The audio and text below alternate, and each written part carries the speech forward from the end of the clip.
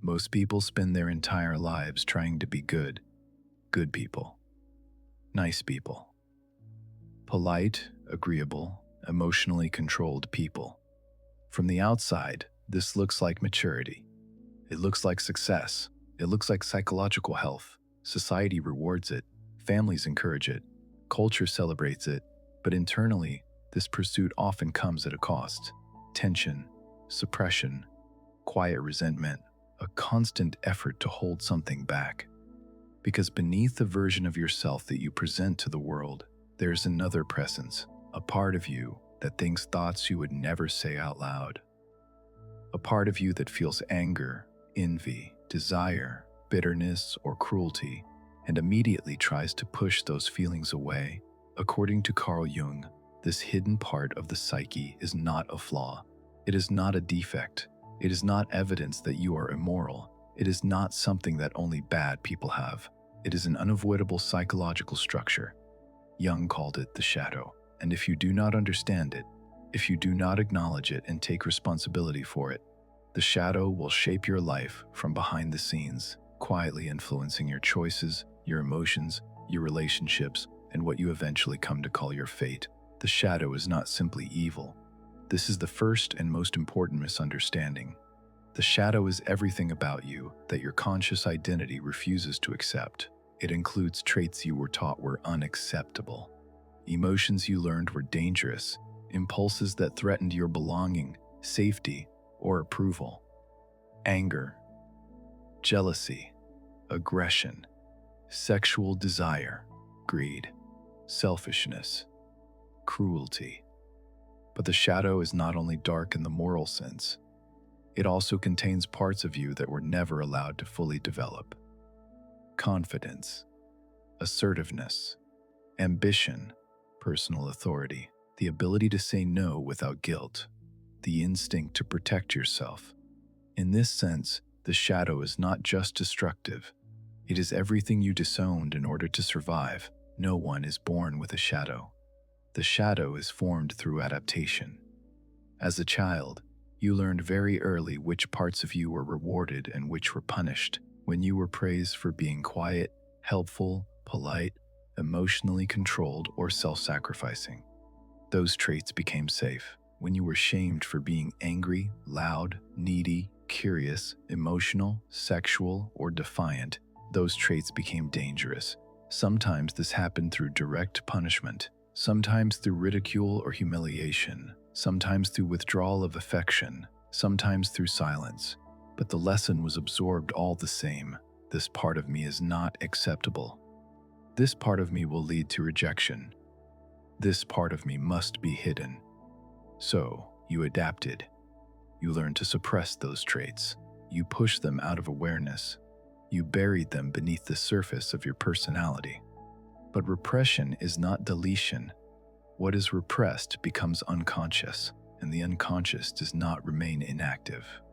Jung distinguished between two fundamental psychological structures, the persona and the shadow. The persona is the mask you wear in society. It is who you believe you are. It is the identity you present to the world so that you can function, belong, and be accepted. The good partner, the reliable worker, the calm one, the strong one, the responsible one, the nice guy, the nice girl. The persona is not fake, it is necessary, but it is incomplete. And here is the psychological law Jung uncovered. The more one-sided your persona becomes, the stronger and darker your shadow grows. If you define yourself as always kind, your shadow holds cruelty. If you define yourself as selfless, your shadow holds selfishness. If you define yourself as rational, your shadow holds emotion. If you define yourself as peaceful, your shadow holds aggression. The psyche always seeks balance. What is excluded from consciousness does not disappear, it accumulates. This is why people who see themselves as especially good, moral, or harmless often suffer the most internally, because they cannot tolerate seeing themselves as capable of harm. So the aggression does not vanish. It leaks through passive aggression, through chronic resentment, through emotional withdrawal. through manipulation disguised as kindness, to sudden outbursts that feel foreign and uncontrollable. When someone says, "I'm not an angry person," it often means their anger has gone underground, and what lives underground does not respond to reason. The primary way the shadow expresses itself is through projection. Rejection happens when you attribute to others the traits you cannot accept in yourself. You despise arrogance because you were never allowed to feel proud. You hate selfish people because you learn to abandon your own needs. You feel intense disgust toward toxic individuals because your own toxicity remains unconscious. Jung famously observed, "Everything that irritates us about others can lead us to an understanding of ourselves." Your strongest emotional reactions are not accidents. They are mirrors. The shadow also hides behind moral superiority. Moral certainty is one of its favorite disguises. When you believe you are on the right side, you stop questioning your motives. You stop examining your aggression. You stop taking responsibility for your darker impulses. Jung warned that entire groups and nations project their shadow onto enemies and then feel justified in committing violence. History confirms this again and again. The most dangerous people are not those who know they are capable of evil. They are those who believe they are incapable of it. The shadow becomes especially active in relationships because intimacy lowers defenses. In close relationships, people often experience irrational jealousy, sudden controlling impulses, emotional withdrawal, or self-sabotage when closeness increases. Very often, we are drawn to partners who embody traits we have repressed. They are confident where we are insecure, expressive where we are restrained, self-focused where we are self-sacrificing. At first, this feels intoxicating. Over time, it becomes threatening, because what once fascinated you begins to challenge the identity you built to survive. The shadow also plays a major role in anxiety and inner conflict. Repressed anger often transforms into chronic anxiety. Repressed desire becomes obsessive thought loops. Repressed power becomes depression and helplessness. The psyche cannot tolerate extreme imbalance. When life becomes too narrow, the shadow forces its way out, not to destroy you, but to be acknowledged. This is why the shadow often appears during periods of stress, transition, or emotional pressure, when life demands more from you than your carefully constructed persona can provide. The psyche compensates. You may feel suddenly overwhelmed by emotions you don't recognize. You may become reactive, irritable, or withdrawn without understanding why. You may feel an urge to escape, numb yourself, or sabotage progress just as things begin to improve. These moments are not failures of character. They are signals. They are signs that something in you has been ignored for too long. One of the greatest mistakes people make is assuming that suppressing the shadow makes them safer. In reality, suppression makes the shadow stronger. What is denied does not weaken. What is denied becomes autonomous. Jung warned that when the shadow is not integrated consciously, it will emerge in distorted, exaggerated, or destructive forms. This is why people sometimes act completely out of character under pressure, why calm individuals suddenly explode, why compassionate people act with cruelty, why disciplined people fall into compulsive behavior. The shadow does not announce itself politely. It breaks in when ignored. This is also why the shadow is so closely linked to guilt and shame. Guilt is often the emotion that arises when the shadow breaks through the persona. You act, think, or feel something that contradicts your self-image, and the psyche responds with self-punishment. But shame does not integrate the shadow. Shame drives it deeper. The more ashamed you feel of certain thoughts or impulses, the more power they gain over you. This is one of the central paradoxes Jung identified. What you judge most harshly within yourself gains the greatest unconscious influence over your behavior. The shadow is not only personal, it is also collective. Jung observed that societies develop collective shadows, traits and impulses a culture refuses to acknowledge about itself. When this happens, those traits are projected outward, onto minority groups, onto outsiders, onto enemies. What a society condemns most loudly: often reflects what it refuses to see in itself. This is why moral panic spreads so easily, why outrage becomes addictive, why people feel righteous while behaving cruelly. The shadow does not disappear at scale. It multiplies. Understanding this helps explain why modern life feels so psychologically tense. Social media, for example, amplifies the persona.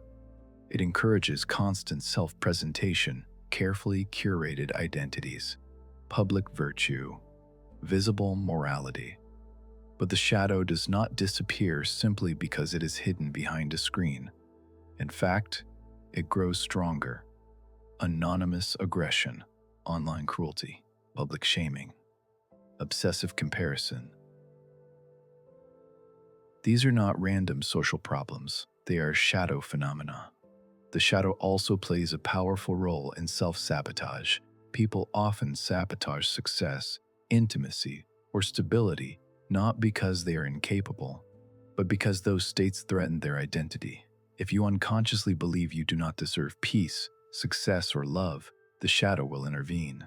You may procrastinate, create conflict, make impulsive decisions, undermine progress at the last moment, not because you want to fail, but because success would force you to confront disowned parts of yourself. Jung believed that many psychological symptoms are not signs of pathology, but signs of imbalance.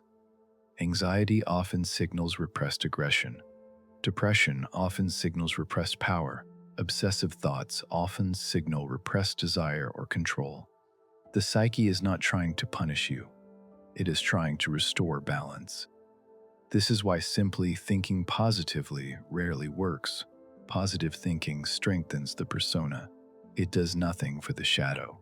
In some cases, it makes things worse, because the brighter the conscious attitude becomes, the darker the unconscious compensation must be. Jung warned against what he called one-sidedness, the belief that only certain emotions or traits are acceptable. One-sidedness creates neurosis. Balance creates health. Facing the shadow does not mean indulging destructive impulses. This is a crucial distinction. Integration is not the same as expression. To integrate the shadow means to recognize it without being possessed by it. You acknowledge anger without acting violently. You recognize selfishness without exploiting others. You admit envy without destroying what you admire. Integration gives you choice. Suppression removes it. Jung believed that true morality only becomes possible after shadow integration. Before integration, morality is obedience. After integration, morality is responsibility. A person who has faced their shadow does not need to prove they are good. They know what they are capable of, and because they know, they choose restraint consciously. This is why Jung believed that confronting the shadow is a prerequisite for genuine maturity. Not intellectual maturity, psychological maturity. The shadow also holds creativity. Many people lose their creative energy not because they lack talent, but because creativity is tied to instinct, and instinct often lives in the shadow. When you suppress too much of yourself, life becomes flat, predictable, controlled, safe, but empty. Integrating the shadow restores vitality, not chaos, vitality. Jung described this process as individuation. Individuation is the lifelong process of becoming who you actually are, not who you were conditioned to be. It requires confronting unconscious material, accepting contradiction, letting go of false identities. Individuation is not comfortable, but it is meaningful. One of the most difficult aspects of shadow integration is accepting moral complexity. You are not simply good or bad, you are capable of both. This does not make you dangerous. It makes you human. Denying this truth does not make you virtuous. It makes you blind. This is why Jung warned against identifying too strongly with goodness. Goodness that has never faced evil is fragile. It collapses under pressure. But goodness that has confronted darkness becomes grounded, resilient, real. If you do not face the shadow voluntarily, life will force the confrontation through failed relationships, through emotional breakdowns, through compulsive behaviors, through crises that shatter your identity. These moments are not punishments. They are invitations, the psyche demanding balance. Jung's warning remains one of the most important insights in modern psychology. Until you make the unconscious conscious, it will direct your life, and you will call it fate. Fate is often just the shadow in control. The shadow is not your enemy. It is your rejected humanity. It contains your capacity for destruction, but also your capacity for strength. When you stop running from it, it stops chasing you. When you stop judging it, it becomes intelligible. When you take responsibility for it, it becomes integrated. The goal is not to eliminate darkness. The goal is to contain it, to know it, to live with awareness instead of denial. This is not an easy path, but it is the path toward wholeness. If this reflection has unsettled you, that is not a bad sign. It means something unconscious has been stirred. The shadow does not announce itself with comfort. It announces itself with tension. And tension, when faced honestly, becomes growth. You do not become whole by becoming perfect. You become whole by becoming honest. Honest about what you feel. Honest about what you want. Honest about what you are capable of. This honesty does not weaken you. It stabilizes you. There is another reason the shadow is so difficult to face. It does not merely contain traits you dislike. It contains truths about yourself that conflict with the story you tell about who you are. And the human psyche is deeply attached to its stories. You may tell yourself you are selfless, and discovering selfish impulses feels like betrayal. You may tell yourself you are calm, and discovering rage feels frightening. You may tell yourself you are loyal, and discovering desire feels shameful. The shadow threatens identity, and identity will fight to survive. This is why people often defend their persona aggressively, not because it is true, but because it feels necessary. The persona once protected you. It helped you belong. It helped you avoid rejection. It helped you survive emotionally. Letting go of it feels dangerous, even when it is no longer serving you. The shadow represents everything that identity had to sacrifice. One of Jung's most subtle insights was that the shadow is not always inferior. Sometimes it is superior to the conscious personality. It may be braver, more honest, more decisive, more alive. But because it does not fit the moral or social framework you were given, it was rejected anyway. This is why shadow integration often leads to increased confidence and groundedness, not chaos. You reclaim lost parts of yourself. The fear that confronting the shadow will make you worse is understandable. But Jung observed the opposite. People do not become dangerous by acknowledging their darkness. They become dangerous by denying it. Unacknowledged aggression does not disappear. It seeks expression. Acknowledged aggression can be restrained. This distinction explains why repression often leads to sudden breakdowns. A lifetime of suppression builds internal pressure. Eventually, the psyche releases it through collapse, compulsion, or crisis. People call this hitting rock bottom. Psychologically, it is often the shadow forcing recognition. The shadow also influences the roles you take on in life. If you suppress assertiveness, you may unconsciously place yourself in positions where others dominate you. If you suppress anger, you may attract situations that provoke it. If you suppress power, you may resent authority while secretly longing for it. Life begins to feel repetitive. Patterns repeat, different faces, same dynamics. This is not coincidence. It is compensation. Jung believed that what remains unconscious does not merely influence behavior, it structures experience. Your choices, your attractions, your conflicts. The shadow does not only live inside you, it arranges the stage. This is why insight alone can be unsettling. When people first begin to recognize their shadow, they often feel destabilized. Certainty dissolves. Old self-images weaken. Moral clarity blurs. This phase is uncomfortable, but necessary. Psychological growth rarely feels affirming at first. It feels disorienting. Jung warned against rushing this process. Confronting the unconscious too quickly can overwhelm the psyche. This is why he emphasized containment, not confrontation. Awareness before action. Recognition before change. The goal is not to tear down identity overnight. It is to slowly widen it. A person who integrates the shadow does not become darker. They become more solid, less reactive, less defensive, less driven by unconscious guilt or fear. They no longer need to prove goodness. They live with awareness. This is why shadow integration often brings a sense of quiet confidence.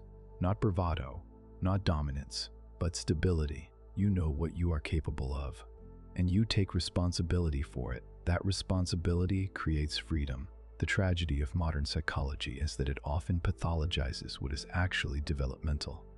Anger is labeled purely negative. Desire is treated as dangerous. Power is viewed with suspicion. But these forces do not disappear when judged. They distort. The shadow grows strongest where it is most condemned. To live without acknowledging the shadow is to live fragmented. Part of you moves forward. Another part pulls back. You sabotage what you consciously want, not because you are broken, but because you are divided. Integration resolves division. This is why Jung saw individuation as a moral task. Not morality imposed from outside, but responsibility developed from within. When you know your darkness, you no longer need to project it. You stop fighting imagined enemies. You stop punishing others for traits you cannot accept in yourself. The world becomes less threatening when you stop disowning parts of yourself. Other people's flaws no longer feel so personal. Conflict becomes information, not identity. You respond instead of react. This is the quiet outcome of shadow integration. Not perfection, not purity, but psychological adulthood. The shadow will never vanish, but it does not need to rule you. When brought into awareness, it becomes a source of energy, creativity, and grounded strength. Ignored, it becomes fate. Known, it becomes choice. And that is the core of Jung's message. Your darkness does not disqualify you from being whole. It is the missing half. If you feel unsettled after hearing this, that is not a sign of failure. It is a sign that something true has been touched. Growth rarely feels comforting. It feels honest. You do not become whole by becoming flawless. You become whole by becoming conscious. Conscious of what you feel. Conscious of what you want. Conscious of what you are capable of. That consciousness does not weaken you. It anchors you. The shadow will always walk with you.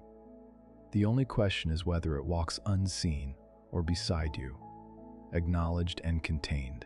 That difference determines whether you live reactively or deliberately.